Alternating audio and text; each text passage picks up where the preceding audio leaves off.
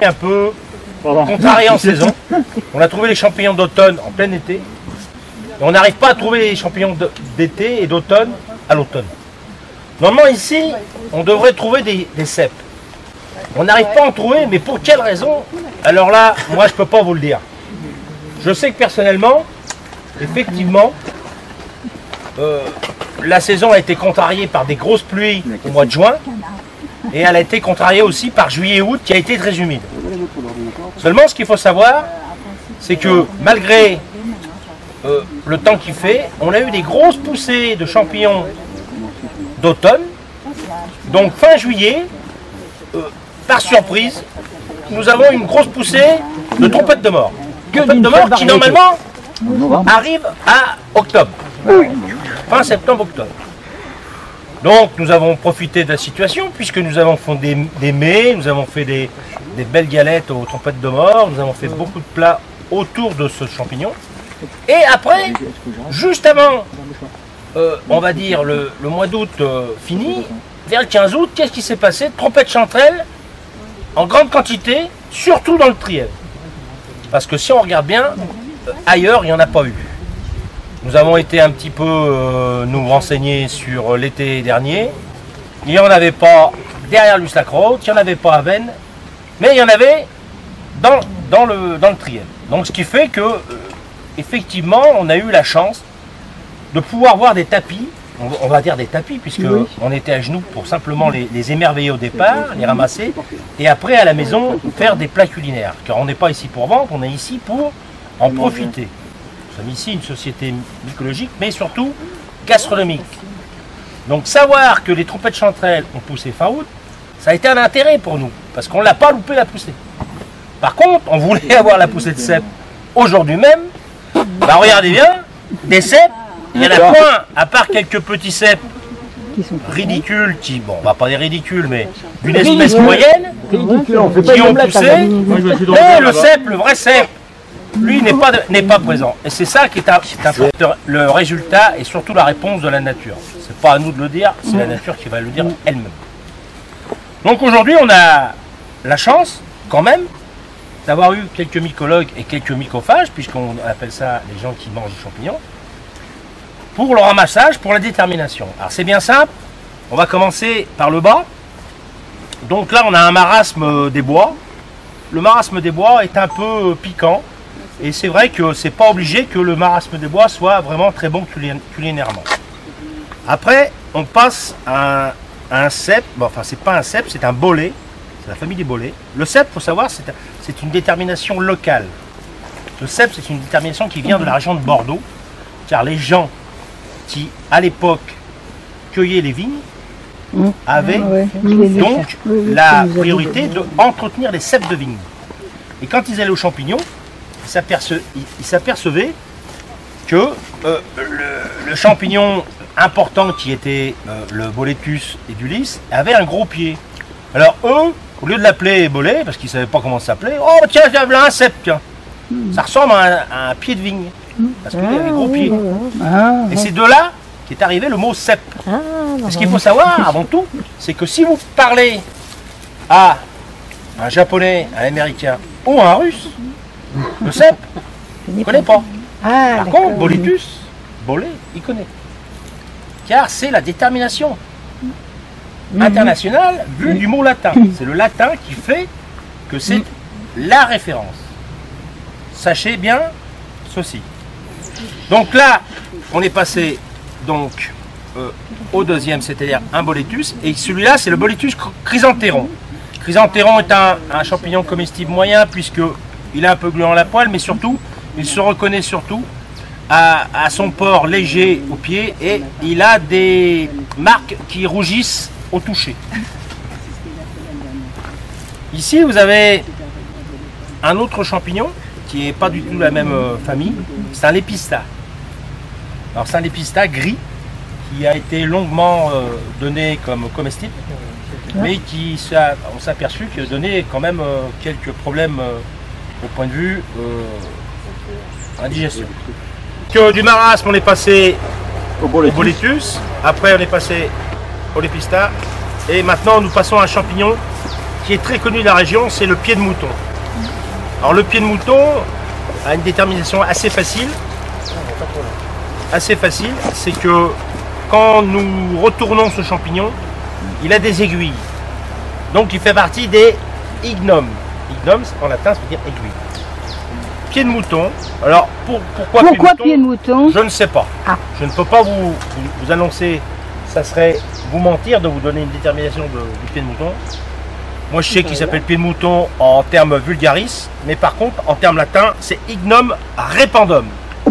Pourquoi rependum? C'est parce que logiquement quand il y a des poussées de pied de mouton, il se répand à une allure terrible et il fait des ronds à faire un panier à chaque rond.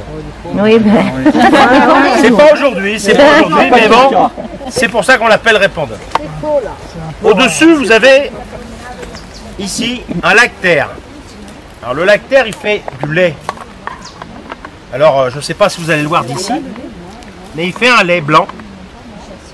Hein, vous voyez le lait? C'est un lactaire. Peut-être, regardez le lait qui coule. La vachette.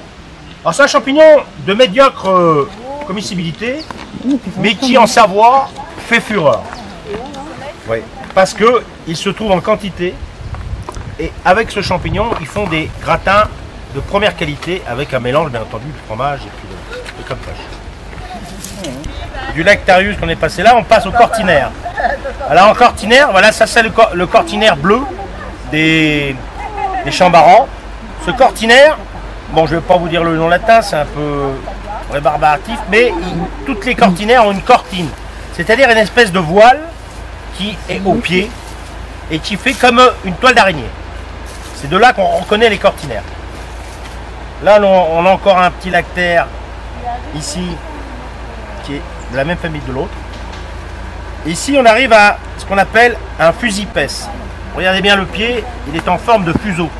Vous voyez avec le trait noir. Hein, fusipès. C'est un champignon comestible mais de moindre qualité. Il faut qu'il soit jaune. En haut, bien entendu, tout le monde le connaît. En haut c'est la chanterelle. La girole.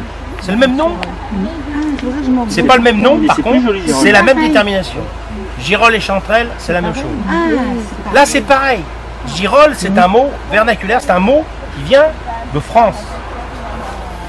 Chanterelle, ça vient du mot Cantherellus, qui veut dire la famille des Cantherellus. Donc, chanterelle est le mot qu'il faut retenir pour parler avec des gens qui ne connaissent pas les mots français. Cantherellus. Alors celle-ci, c'est Cantherellus cibarius. C'est ce qu'on trouve ici à Chambaran. Une chanterelle de très bon comestible. Ça, c'est un très bon comestible. Là, on a toujours pied de mouton. Là, on a la veste de loup. Alors bon, je ne vais pas vous dire des bêtises, car les vestes de loup, il y en a plusieurs. Celle-ci, ce n'est pas la perlée. Celle-ci, ce n'est pas la craquelée. C'est une veste de loup. Elle est jaunâtre. Je ne me souviens plus exactement du nom, donc je ne vous dirai pas le mot. Mais c'est une veste de loup. Alors les vestes de loup, il n'y a aucun danger. Mais dans les vestes de loup, il y en a quelques-unes qui sont bonnes, mais il faut qu'ils soient fraîches. Surtout la grosse veste de loup géante, qui pousse dans les Alpes et qui va dans les pâturages. Celle-ci a un goût de foie et se mange comme une tranche de veau. Ça, c'est excellent. Par contre, ces petites vestes de loup, je vous garantis, j'ai jamais eu vraiment un problème gustatif. Celui-ci est à connaître absolument. Mais par contre, il faut cueillir qu'en présence d'un connaisseur. C'est ce qu'on appelle Prunus Clitopilus prunulus. C'est-à-dire, ça s'appelle, dans le nom vulgaire en France, le farineux ou alors le meunier. Ah, c'est ça, d'accord. Alors le meunier, il sent la farine.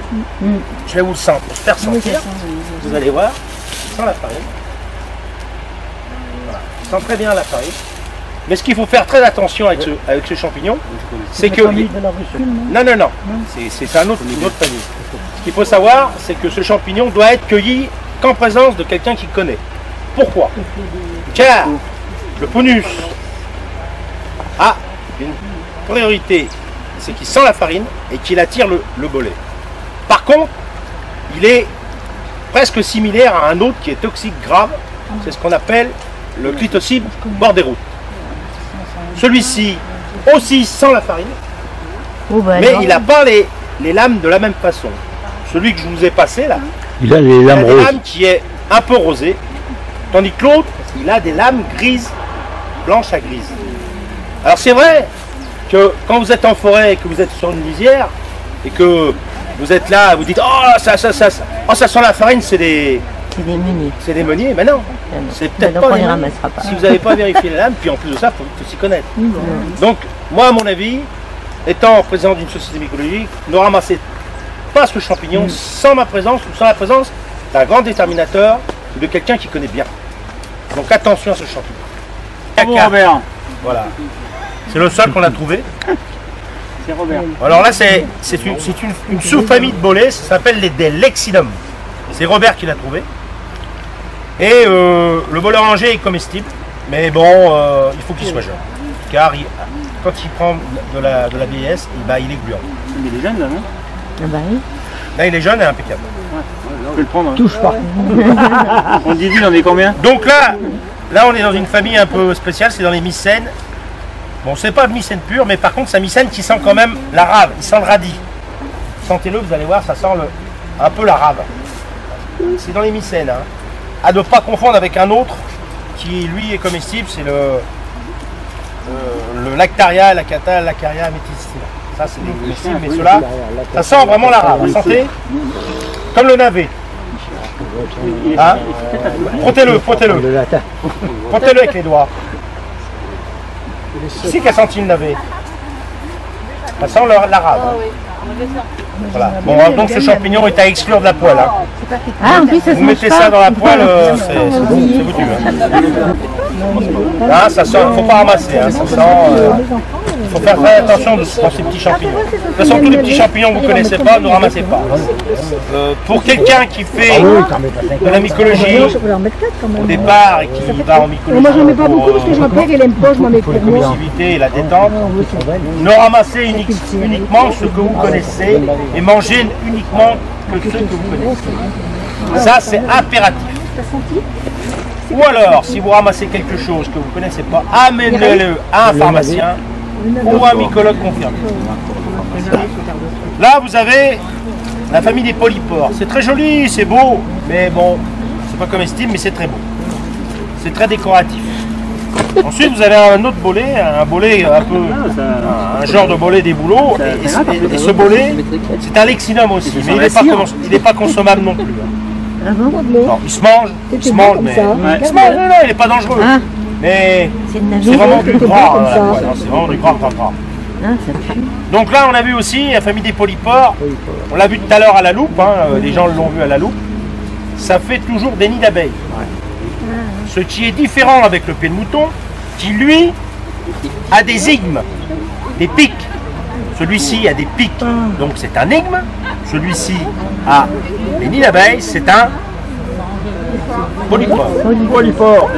Voilà comment on connaît les deux familles. Ça se mange le polypore? Le polypore ne se mange pas. Si, celui des brebis. Celui des brebis, oui, le polypore mais- des brebis se met au vinaigre. Ah, Il n'y a pas la langue. Ensuite, vous avez un autre polypore ici. la langue de bœuf. Maintenant, on passe à la végétation. Donc là, vous avez le hêtre. Donc ici, le hêtre, c'est un arbre qui est en symbiose avec la chanterelle, le cèpe et quelques variétés intéressantes à connaître, mais surtout la manite phalloïde. Il faut faire très attention là. N'oubliez pas que la manite phalloïde a un chapeau à lame blanche, La manite. qu'il a Dans aussi des cèpes à côté. une bague et une volve. Tout champignon qui a ces trois caractères, faut pas les fuir, faut bien les connaître et surtout pas les manger. Car ce sont des champignons mortels. Oui, mais les lames sont pas blanches, sont jaunes. La manite des Césars, justement, la seule qui a des lames blanches, jaunes. Donc vous ne pourrez pas vous tromper. Comment est-ce que je le dis? Il a mal au cou. Quand vous prenez une amanite, en général, c'est tous des à lame blanche, sauf, justement, cette amanite des Césars qui est jaune. Mais l'amanite des Césars doit être cueillie aussi avec un connaisseur. Au départ, il faut faire très attention. De toute façon, à la Société mycologique de Sassenage, De quoi déjà? malgré les vaginata, tous ceux qui sont comestibles, nous prenons une marge de sécurité. À partir du moment où c'est une amanite, on ne mange pas, on ne consomme pas. Point barre. Donc déjà, si on enlève toutes les amanites, même s'il y en a qui sont bonnes, non, la coulmelle ne fait pas partie des amanites car la coulmelle a des lames, a une bague, elle n'a pas de vol, elle va avoir un sac. Même si je roule pas avec un Pas une vol. C'est-à-dire, et tu dois changer tous les ans. Sinon ça sonne pas pareil. C'est pas du tout la même famille. C'est un excellent comestible, mais que le marron, lui, c'est pas pareil. Cultiver le marron, pourquoi?